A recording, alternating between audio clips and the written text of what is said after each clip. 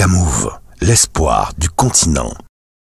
Tilia, au nord de Tawa, dans le centre des opérations spéciales, se déroulent des exercices militaires.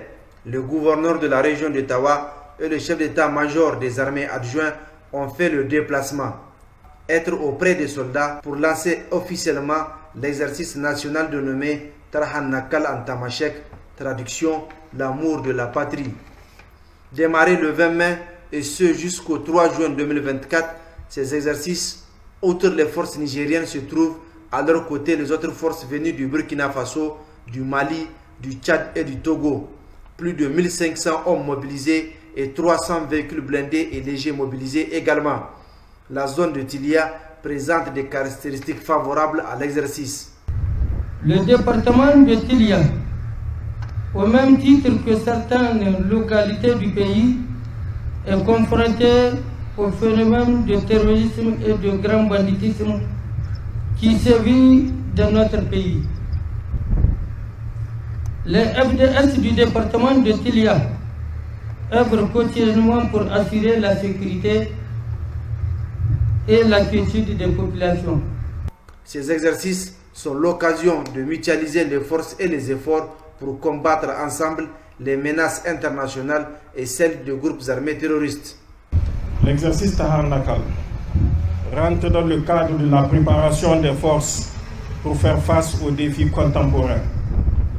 Il est basé sur un thème réaliste intitulé « Tentative de cessation par un groupe rebelle bénéficiant d'un fort appui extérieur et ayant des connexions avec des groupes armés terroristes et criminels ». Cet événement revêt donc une importance particulière, car il symbolise non seulement notre engagement envers une sécurité collective, mais aussi la solidité des liens d'amitié et de coopération entre nos pays. La participation des pays amis à cet exercice témoigne de notre détermination commune à renforcer les capacités de défense et de promouvoir la paix et la stabilité de notre région et au-delà. En travaillant ensemble, nous démontrons notre volonté de relever les défis sécuritaires contemporains et faire face aux menaces transnationales avec efficacité et cohésion. Chers participants, les plus hautes autorités de notre pays, au premier rang desquelles le président du Conseil national pour la sauvegarde de la patrie, son Excellence le général de brigade Abdourahmane Tchani, chef de l'État, chef suprême des armées, portent un intérêt particulier à cet exercice. C'est pourquoi je vous exhorte à travailler dur pour atteindre les objectifs fixés. Le colonel-major Amirou Abdelkader, chef d'état-major des armées adjoints, et le colonel-major Oumar Tawaye, gouverneur de la région de Tawa, ont visité l'hôpital de district de Tilia où une campagne de chirurgie foraine est menée. Des consultations ophtalmologiques, dentaires, chirurgie légère et des consultations pré- et postnatales sont effectuées par une équipe médicale pluridisciplinaire gratuitement. Toujours dans le cadre de ces exercices, entre autres soutiens à la population, des centaines de tonnes de vivres et aliments bétail ont été distribués, de même que des moustiquaires. 1670 ménages qui sont des déplacés internes, des réfugiés, des femmes veuves dont les maris sont tombés sur le champ d'honneur, ainsi que des autochtones vont bénéficier gracieusement de ces appuis de l'armée.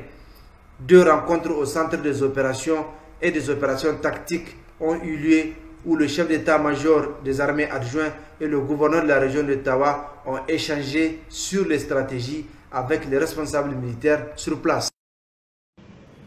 Au Mali, le gouvernement poursuit ses actions pour améliorer la situation énergétique du pays. Après le lancement de la centrale solaire photovoltaïque de Sanankoroba, la plus grande d'Afrique de l'Ouest, le président de la transition, Assimi Goïta, a ouvert le 28 mai 2024 les travaux de la centrale solaire de Safo. Fruit d'un partenariat avec la République populaire de Chine, la centrale solaire d'une puissance de 100 MW, bâtie sur une superficie de 228 hectares, sera livrée dans 15 mois pour un coût global de plus de 100 milliards de francs CFA.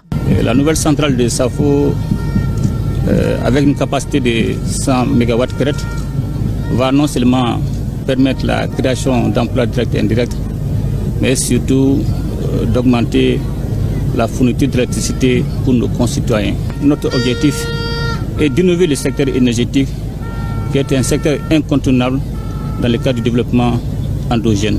La centrale solaire de Safo, tout comme celle de Sanankoroba, constitue un véritable projet d'envergure pour le pays. Cette initiative s'inscrit dans la vision du président Goïta de transformer le système énergétique national en privilégiant les énergies renouvelables. L'objectif est de relever le défi de la crise énergétique au Mali et de retrouver une souveraineté énergétique. Selon la ministre de l'Énergie et de l'Eau, Bintou Kamara, 50% du financement de ce projet est déduit du budget national.